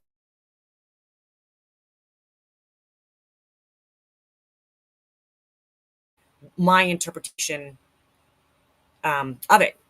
And so even with the cross, like this is a very ancient symbol, but this also, if you look at the analema, and then you put a line perpendicularly and horizontally through the analema, you'll see that this makes a cross, right? With the bottom part being longer than the top part. So this shows like the sun's travel path through the ecliptic, which creates a sine wave as well when you map it amplitude versus time or distance. And which is also like part of the dragon symbology as well in the sky when we talk about dragons. Again, this is the sun's travel path through the zodiacal belt, and the sine waves it creates, and then when you connect it, it makes the analema. And then the winter, when the sun is traveling in the Tropic of Capricorn, this is a longer distance, traveling slower, but a longer distance traveled, which is why the analema is longer and larger at the bottom of the analema as opposed to the top, where it's traveling the Tropic of Cancer. And yeah, so I'll let him keep talking for a little bit. We can cross that bridge when we come to it. Right now, if you want to help me fight this fine, then donate to the JCCF, and it keeps everything nice and clean. And you know, if I get found guilty and the fine sticks, I mean, then we can talk about whether or not people want to do any kind of a group funding. Yeah, natural universal for that or something. Very interesting. But you know, I'll figure something out. I always do. What choice do I have? So JCCF is formally they've been mandated. They're your counsel in this now. Yes. Okay, excellent. Because I got John. I have to sign the retainer. I should say that's the stage that it's at. It's in my inbox. I have to sign it and send it back. Excellent. And I think I'm doing an interview with John Carpe. And so the extreme, I keep on cutting them off, but the extreme versions of Islam, like I'll say Sharia law, it's not compatible with Christianity. So within Christianity, like I'm someone that believes that, you know, no child marriages and 18 or 19 and over for marriages for so many different reasons. And I believe that women should have equal rights to men. I believe that they should be educated. They should be allowed in the workforce, et cetera, et cetera. And these are all within Sharia law. These are can't even drive. Like again, like there's some different interpretations of Islam where like women are wearing burqas and things like that. And again, like fully covering their bodies. And I believe that this again is not compatible with Christianity. And this shouldn't be enforced on an entire population. So we have nuns who are very modestly dressed, but they're not pushing for everyone within the Christian societies to wear like nun outfits, right? Or priest outfits. And so dowries, female genital mutilation, like that is happening in countless other countries, like selling your children off, especially your young little girls for money or camels and things like that. Like these are not compatible with Canadian culture and values and ideologies, which is, you know, based off the foundations of Christianity. A more progressive, non-orthodox, non-extreme version of Christianity. And I believe that, you know, gay people should be married, like have the same rights and freedoms and privileges as anyone else. And anyway, this afternoon, which is going to be pre-recorded, and then I'm going to publish it afterwards. Okay, so you got that. You've got counsel. Now I had a question that I totally forgot in there. Darn it. Crowdfunding to pay off the tickets, if it gets there. For the time being, JCCF is going to represent you. And it's going to be a long time in the future. Damn it, I forgot the question, Jeff. It'll come back in a second. What are you doing in the interim? This right now, I'm doing my media blitz. And I would love to teach in classes. Oh my goodness, that's such a huge compliment. Like I said, I have the convoy case that could go to the Supreme Court. I also have another case that I'm bringing before the Nova Scotia Court of Appeals. I just submitted the latest trove of documents to them. I'm self-representing in that one because I submitted Nova Scotia human rights complaints every time I was refused service while not wearing a mask, and also for my arrests. The CEO of the Nova Scotia Human Rights Commission bundled all of my complaints into one letter and just said, go away. He even said in the letter, because I said, I made reference to a prohibition on discrimination on the basis of a political belief, affiliation, or activity. And I said I'm engaged in a political activity. It's an act of protest. And in terms of my political position, like I'm a classical liberal, so I don't believe that I think that humans are rational beings to be reasoned with, not livestock to be coerced, and these kinds of things. And he said in his letter that my political affiliation had to be in association with an official party of Canada under the Act. And I was like, well, I got you now, because it does not say that under the Act at all. It doesn't say anything about whether or not you necessarily need to be part of a political party. But that was how they dismissed some. And I had some other grounds there, like I opposed them on religious grounds, calling this COVIDism a cult and things like this. So they bundled them up and kind of threw them away. I submitted the judicial review, and then the judge. We're getting some really crappy decisions from the lower courts. I already understood that before I got started, and he dismissed it. But I think that he made several palpable and overriding errors. The first one being, he said that it was not a palpable and overriding error, that they basically rewrote the law in order to. All right, so he's talking about rewriting laws and stuff like that in his upcoming court appearance. And so it's not really talking about Israel and Palestine as much as I wanted to, because I wanted to get just a little bit into Ian Carroll, and then I gotta bounce. Where is this? Notably, Trump tweeted what read a lot like a threat that if Canada didn't support Israel's genocide of the Palestinian people, that he would impose sanctions on them. Canada is, by all metrics, one of our most important and closest trade partnerships. Obviously, they are our neighbors, actually one of our closest allies, and from a pure economic standpoint, one of our most significant trade relationships, as far as I can tell. It used to be. But hey, if they are going to have the audacity to say that Palestinian people deserve to not be bombed and starved and raped, then fuck them, right? I mean, Trump just keeps showing more and more that he will do just about anything to appease Israel. MAGA is actually just MIGA these days. Shout out to Anomaly, always with the great takes like this one. If Trump's tariffs were about America and Americans, then he would be closing deals based on that. Exactly. We're going to disagree with countries we do deals with often. By telling Canada they can't recognize Palestine, he just blew his entire cover. Trump is Israel first, not America.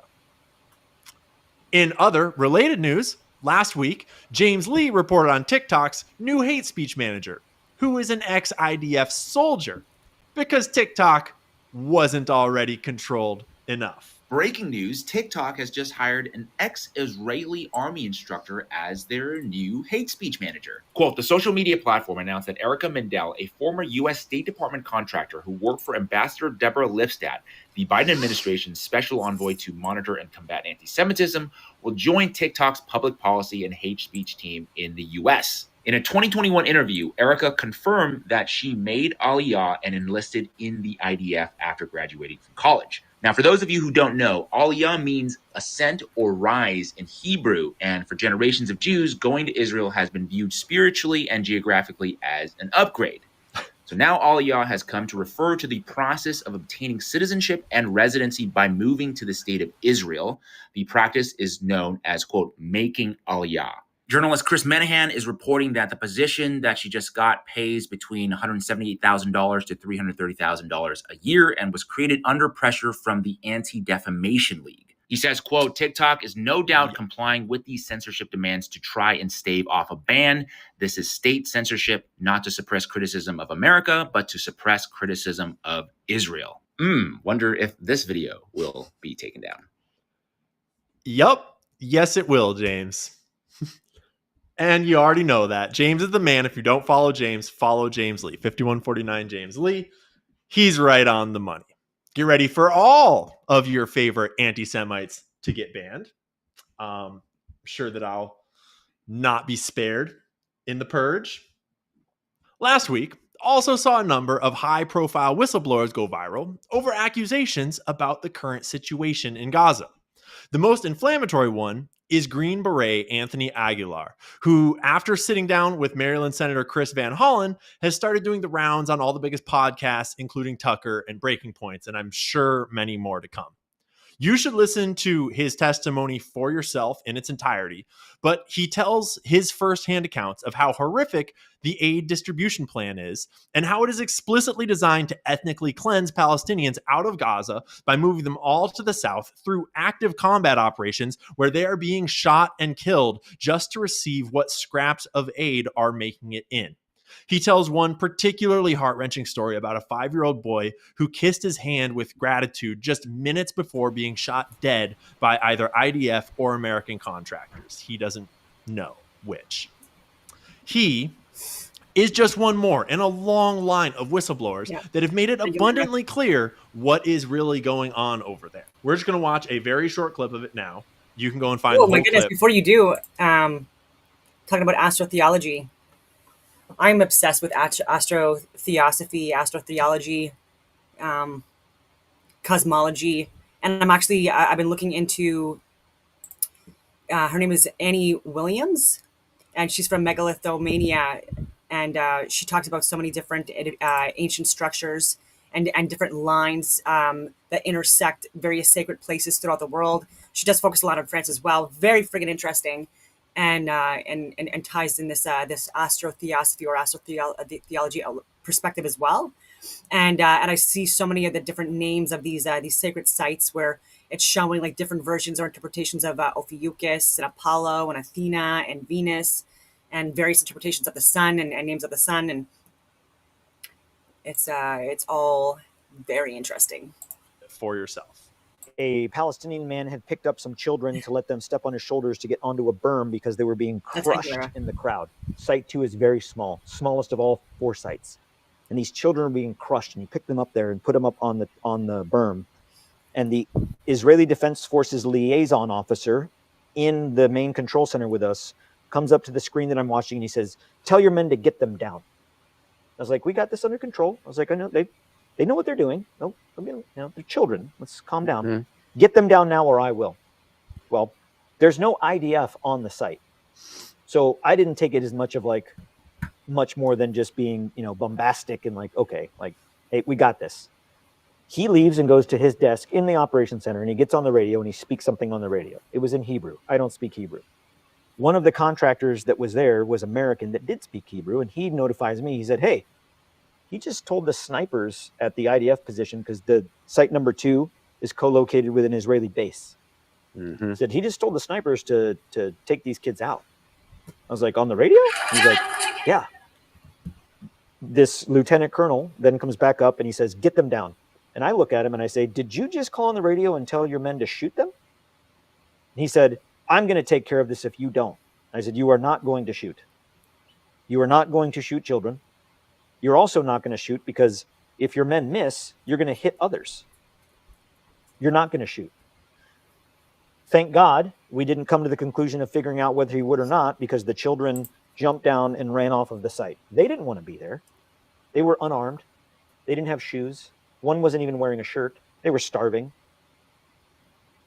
The chief operations officer for Safe Reach Solutions, our higher headquarters, so to speak, in the contract, beckoned me outside with him, and he looked at me in the face and he said, "Never say no to the client." And I asked him, I was like, "I didn't know the client was in there. Who's here? Did Johnny Moore come to visit?" Right. And he said, "No, the IDF." I was like, "The IDF are our client?" He said, "Yes, we work for them." A light bulb went off in my head, because yeah, the IDF is the client. The American military is apparently over there working for the IDF, not the other way around. One of the other whistleblowers that's making the rounds right now, I guess you could say, is Irish surgeon Dr. Morgan McGonigal. He gave similar testimony to the Irish Times, saying that, quote, Even though people are dying from the war and from the blasts and from crush injuries from the buildings and from gunshot wounds, we are now in a situation where we are seeing starvation in this day and age. Man-made starvation. The difference is Ukraine is one military versus another military, for want of a better word. The narrative is like a proper war, if there's such a choice of word. Gaza is a big army against civilians. But that's all lies, says Charlie Kirk, who freed up the back of his throat for long enough to tell us that Israel is not starving Gaza. Check it out. And I hate being propagandized. Oh my God. And this weekend, there was an all-out propaganda campaign trying to make it seem as if Israel is intentionally starving the people of Gaza. Yeah, they are. I hate being lied to, especially by the media networks. They lied to us about COVID. They lied to us about the vaccines. They lied to us about open borders. They lied to us Hunter Biden laptop. See, there's a lot of things that Charlie Kirk says that I agree with, but there's also like quite a few big things as well that he and I are definitely not on the same page on. And this is, again, it's just like it's really telling. And Nick Fuentes, it seems that he seems to be correct on quite a few things. And he seems to be exposing a lot of people's agendas. And again, I've shared a lot of things that Tucker Carlson has said as well, and guests he's had on, incredible guests. Not taking any of that away from him. But even he has like some compelling or interesting backstories that he has lied about. And no one's perfect by any means, and it doesn't mean I'm going to stop listening to what he shares. But I always take things with a grain of salt. And so I'm going to definitely do that more and more with Charlie Kirk as well. Joining us now is Rabbi Walicki, a great friend, and thank you so much for defending. Yeah, anyways, that's all we can handle of Charlie right now. You get the idea. Like Tucker had J.D. Vance as a guest, I think it's like over 40 times at least, 46 times or something like that. And many of those were before he was selected to be the prime minister. And Peter Thiel had a lot to do with that as well. And I think one of the heads of the COVID pandemics, maybe one of the health organizations, maybe CDC. But anyways, she was just hired by Palantir, and ridiculous. So the amount of data that she would have acquired through COVID with all the data collection that was done, terrifying.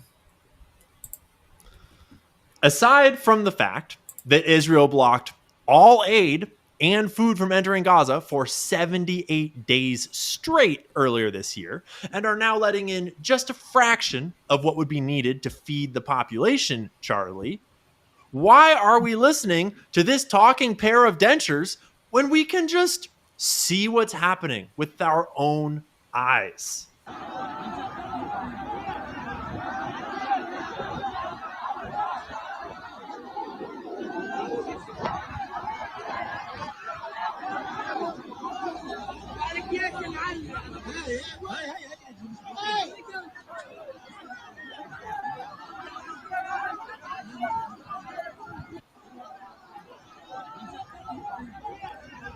Yeah.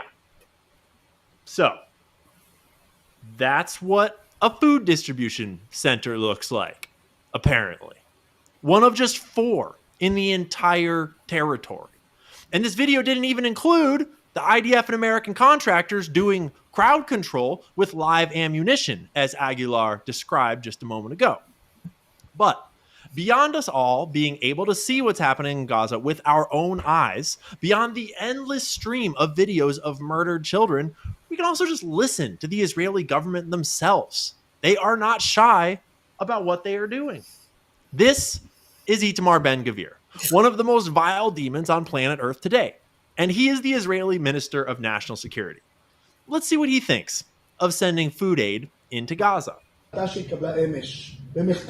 לחדש את הסיוע לכל רחבי הרצועה היא טעות קשה וחמורה.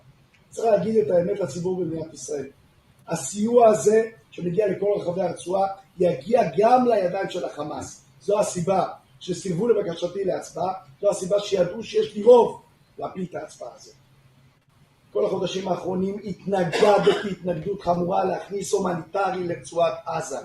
צריך להסביר לנשיא טראמפ שההומניטרי הזה מסכן את חיי החיילים שלנו. אסור לתת חמצן לאויבים שלנו. But Jail. we found out this week that even Israel has a line. But Randy Fine apparently couldn't see it past the bulge of his massive gut as he walked right past it when he recently suggested that maybe what we should do is drop nuclear weapons on all these starving children. A sitting American congressman. Here, take a listen. We nuked the Japanese twice in order to get unconditional surrender. That needs to be the same here. There is something deeply, deeply wrong with this culture, and it needs to be defeated. We heard in Brooks. We nuked the Japanese twice in order to get unconditional. Yeah. So, AIPAC has committed to a lot of retarded PR strategies since October 7th. But Mr. Fine went too far, apparently even for them. They didn't make a big fuss of it, but several reporters noticed that his name was quietly removed from their list of endorsed candidates. Bad look to have this fat ogre out here speaking so openly about how Israel feels about Gaza and the innocent children trapped there. Because make no mistake, this is how Israel actually feels. This March, a poll of Israeli citizens conducted by Penn State found that 82% of Israelis support expelling all Palestinians from Gaza and taking the land for themselves, and that 65% of Israelis believe in Amalek and the commandment to exterminate it, meaning the Palestinians are vermin that should be exterminated. Amalek, even Netanyahu has said it. This study also found that younger Israelis are even more radical and bloodthirsty than older ones, with 58% saying that they support giving Gaza the Jericho treatment. And after all, what do you expect from a religion that is based on the core doctrine that they are God's chosen people and that all other people are lesser? Like, weren't we all taught in grade school the atrocity of the Atlantic slave trade and how perceiving other races as less than fully human justified some of the most heinous atrocities of recent history? See, I don't even classify Zionists as Jewish people, because I've even said that there's more Christian Zionists than there are Jewish, and there's Jewish people all over the world that do not agree with what's going on in Israel, specifically in the expansion into regions within Palestine, the West Bank and Gaza. Some more extreme than others. These measures used in order to occupy and settle and commit war crimes. And so even within the U.S., there are people within the Jewish community that even rabbis, like I shared before, getting arrested in New York City for protesting the starvation of Palestinians. I've talked about Gabor Mate and Aaron Mate and countless other prominent Jewish people who do not support these war crimes and this genocide. So this has nothing to do with the religion. This has nothing to do with saying that the Jewish religion is incompatible with Christian religion. We've been compatible for many periods throughout history, and even Islam. There have been many periods throughout history as well where we have coexisted. It's when we get into the more extreme interpretations of these religious frameworks, like Sharia law or like the more orthodox religion, more extreme religions, that oppression happens and overreach and murder and death and things like that, and it's justified by divinity, but also people that do not believe in God at all would not believe in the repercussions of abiding by the 10 Commandments and managing the 7 deadly sins, because these are all again based off of what our gods wanted us to live like. And so when you believe that this is just some kind of an earth plane that just was created out of nothing, like nothing special about it, no divine creator that architected this, that created this cosmos, then there's no repercussions or ramifications for things like lying, cheating, stealing, raping, pillaging, all of those things.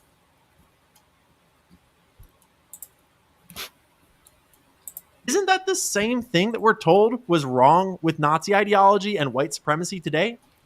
That when you don't believe in a heaven or a hell, right? If you don't think that anything matters what you did on earth, you don't believe that you're going to go into some kind of like a hell or heaven, like I'm saying, no kind of judgment, no life review done, then like you have less skin in the game, right? Like to you, like it ends after you die, which it doesn't.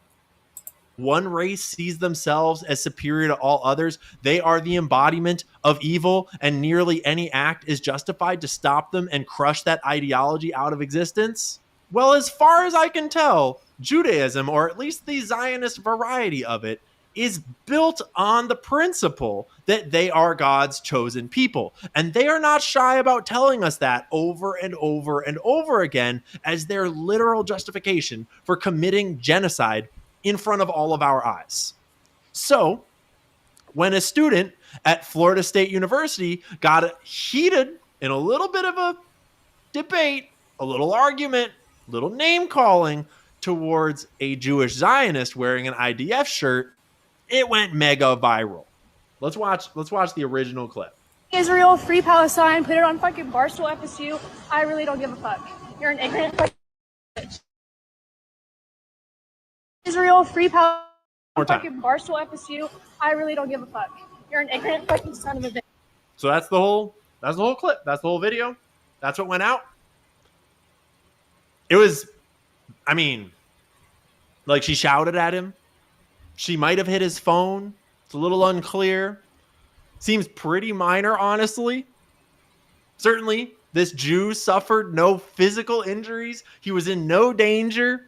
Like, he'll be fine, right? Wrong. This was basically a Holocaust, and the whole internet lost its collective minds to destroy this girl's life overnight. Like Vivid here. The internet's favorite Indian fake Israeli. He's a whole rabbit hole, just another Zio bot that posts Israeli propaganda from behind a faceless account, pretending to be someone that he's not. But apparently, this Florida student's actions were so important, so horrific, that congressmen mobilized to get her suspended and trespassed off of campus. A sitting U.S. congressman. He called a white brunette American a Muslim terrorist. And he said, one call us instead of is. So, spell check. And said she must be immediately expelled, which is so mask off, I don't even know how to begin. We will come back to this in a little bit. Literally, the United States Attorney General, Pam Bondi, put out a statement about it. The Attorney General put out a statement about a single Jewish kid that got in an argument with an anti-Zionist. No progress on putting Jeffrey Epstein's clients or co-conspirators behind bars, but this one Jewish kid got into an argument with a very mean lady. So Pam Bondi-Stein springs into action. Just last week, this horrible clip went viral of this white couple being brutally beaten by a black mob, and the media was completely silent.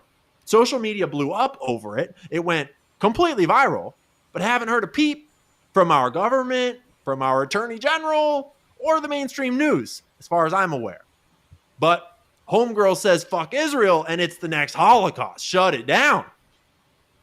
I mean, it feels like a good time to remind you of the working definition of anti-Semitism, which our AIPAC elected Senate is pushing into law right now. It's important to remember that you are basically a Nazi if you are making mendacious, dehumanizing, demonizing, or stereotypical allegations about Jews as such, or the power of Jews as collective, such as, especially but not exclusively, the myth about a world Jewish conspiracy or of Jews controlling the media, economy, government, or other societal institutions. Or accusing Jewish citizens of being more loyal to Israel or to the alleged priorities of Jews worldwide than to the interests of their own nations. Gosh, I wonder what would ever make someone think something like that. Or denying the Jewish people their right to self-determination, e.g., by claiming that the existence of a state of Israel is a racist endeavor. Yeah, pay no attention to what they're saying about those white dudes making a little whites-only town out in the woods in Carolina or wherever the hell it is. That town is a racist endeavor.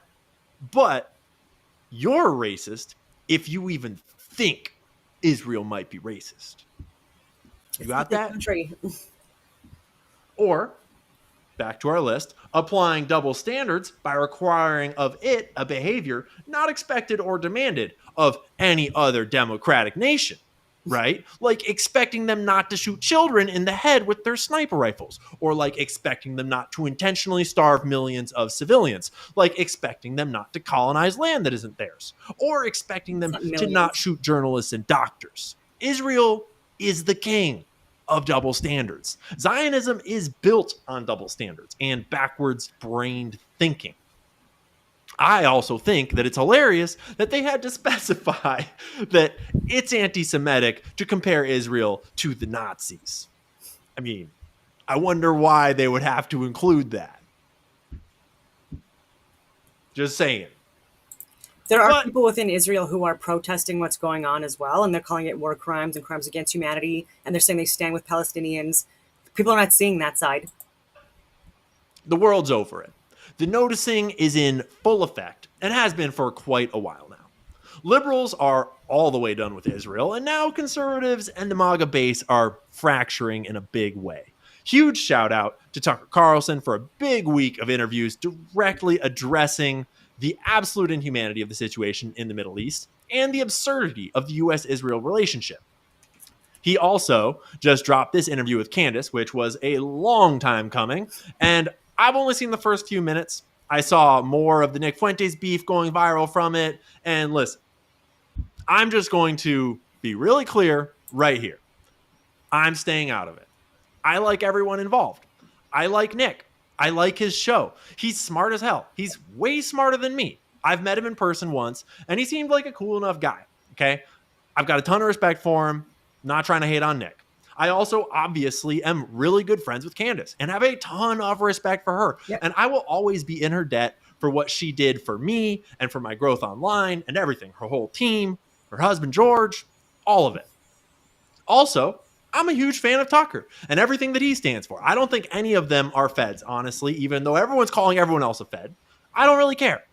They're all having this three-way drama thing. And you know what? More power to them. Honestly, like a little hot beat. And so... like I say the same thing. Like I'm still going to listen to Tucker. I'm still going to listen to Candace. There's a lot of good information they share. They're very smart. They're very talented. And even if they work with or around the CIA, there are many people within the CIA that are incredible people, heroes, sacrifice a lot for their country, just like within the intelligence communities within Canada.